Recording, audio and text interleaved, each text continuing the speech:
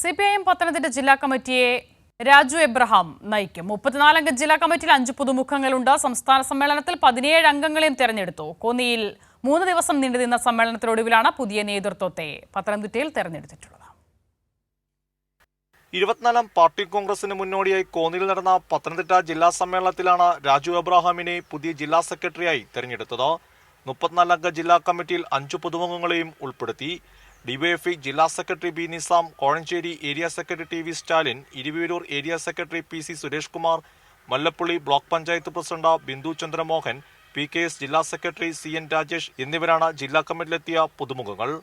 സർക്കാരുമായി ചേർന്ന സംഘടനയെ കൂടുതൽ ശക്തിപ്പെടുത്തുമെന്ന് രാജു എബ്രഹാം പറഞ്ഞു. പത്തനംതിട്ടയിലെ പാർട്ടിയുടെ അടിത്തറ ശക്തിപ്പെടുത്തി കൂടുതൽ ശക്തമായ സംഘടനാ പ്രവർത്തനത്തിന് നേതൃത്വം നൽകുക എന്നുള്ളതാണ് പ്രാഥമികമായ കടമ.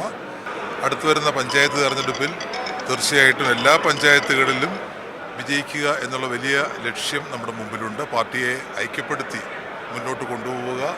രക്തസാക്ഷികളുടെ ഒരു ജില്ലയാണ്. തീർച്ചയായിട്ടും ആ സ്മരണകൾ അടിയുറച്ച് നിന്നുകൊണ്ട് തന്നെയുള്ള പ്രവർത്തനം തീർച്ചയായിട്ടും ഉണ്ടാകും എന്നുള്ളതും വളരെ സന്തോഷത്തോടെ അറിയിക്കട്ടെ. 2 ക്ഷണിതാക്കൾ ഉൾപ്പെടെ 299 പ്രതിനിധികളാണ് സമ്മേളനത്തിൽ പങ്കെടുത്തത്. KP Udayabhanu, KC Rajagopal, S Nirmaladevi, Babu Kozhikkaleth, KK Sreedharan, Philipose Thomas എന്നിവരാണ് ജില്ലാ കമ്മിറ്റിയിൽ നിന്ന് ഒഴിവായത്.